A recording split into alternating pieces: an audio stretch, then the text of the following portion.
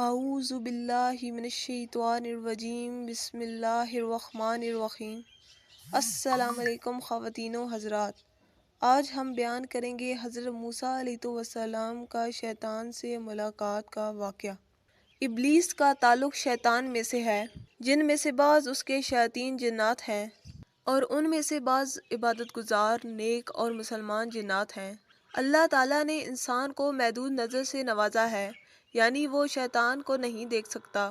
یہی وجہ ہے کہ بعض شیاطین ہمارے دلوں میں وسوسے ڈالنے کے لیے موجود رہتے ہیں، مگر ہم ان کو نہیں دیکھ سکتے۔ انبیاء کرام علیہ السلام کو اللہ تعالیٰ کے خاص بندہ ہونے کا شرف حاصل ہے، اور بے شک اللہ تعالیٰ نے اپنے بیشتر فرشتوں کو، انبیاء کو بے شمار صفات سے نوازا ہے، جن میں سے ایک یہ بھی ہے کہ انبیاء کرام علیہ السلام نہ صرف شیطان کو دیکھ سکتے تھے، بلکہ ان میں سے بعض کے ساتھ براہ راست مناظرہ بھی ہوئے ہیں۔ ایک مرتبہ حضرت موسیٰ علیہ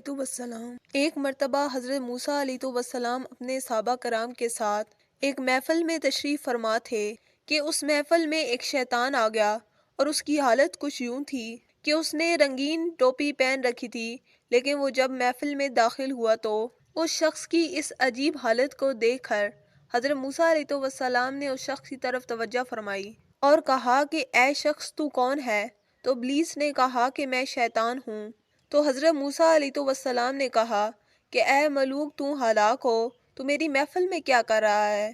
ابلیس نے جواب دیا کہ اللہ تعالیٰ نے آپ کو بڑا مرتبہ عطا کیا ہے، لہٰذا میں نے سوچا کہ کیوں نہ میں بھی آپ کی محفل میں بیٹھوں۔ یہ سن کر حضرت موسیٰ علیہ السلام نے ابلیس سے مخاطب ہو کر دریافت کیا، اچھا تو یہ بتا، یہ تو نے کیا پہن رکھا ہے؟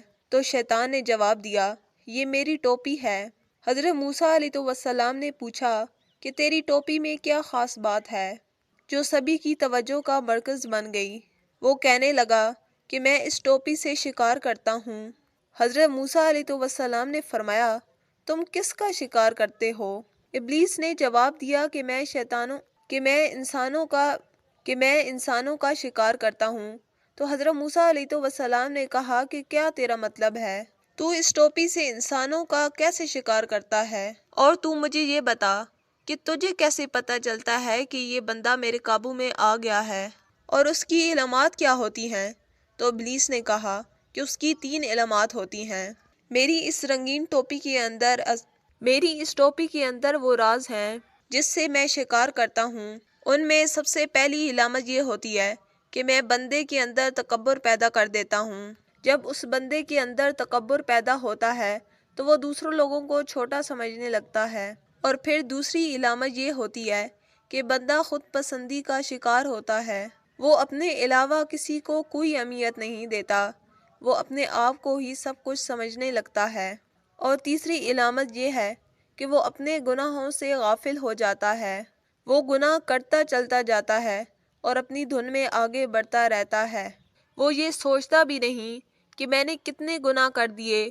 یہ 3 علامات جس میں ظاہر ہو جائیں، سمجھ لینا وہ شخص میری قابو میں آ چکا ہے۔ یہ سب سن کر حضرت موسیٰ علیہ السلام حیران ہوئے، لیکن ایک دم ابلیس نے کہا کہ اے حضرت موسیٰ علیہ السلام، میں تمہیں ایک نصیحت کرتا ہوں۔ تو حضرت موسیٰ علیہ السلام نے کہا کہ کون سی نصیحت؟ تو ابلیس کہنے لگا کہ اگر تم نے میرے شر سے بچنا ہے تو 3 موقعوں پر تم محتاط رہو۔ پہلا یہ کہ حضرت موسیٰ علیہ السلام نے ان 3 موقعوں کے بارے میں پوچھا تو وہ کہنے لگا کہ عورت کے ساتھ کبھی تنہائی میں مت بیٹھو، میں تم دیر کرتے ہو تو میں اپنے وسوسوں سے اس عہد کو توڑنے کی پوری کوشش کرتا ہوں اور میں اس میں بھی کامیاب ہو جاتا ہوں۔ اور تیسرا یہ کہ جب تم اللہ تعالیٰ کی راہ میں صدقہ دینے کی نیت کرو تو اسے فوراً پورا کر دو، اور اگر تم اس میں تاخیر کرو گے تو میں اس میں اور تاخیر کرنے کی پوری کوشش کروں گا، حتیٰ کہ وہ بھول جاتا ہے اور اس صدقے سے اس شخص کو جو نفع ہونے والا ہوتا ہے اور وہ اس سے بے خبر رہ جاتا ہے۔ لہٰذا تم ان 3 باتوں پر عمل کرو جو کہ کامیابی کا زینہ ہے۔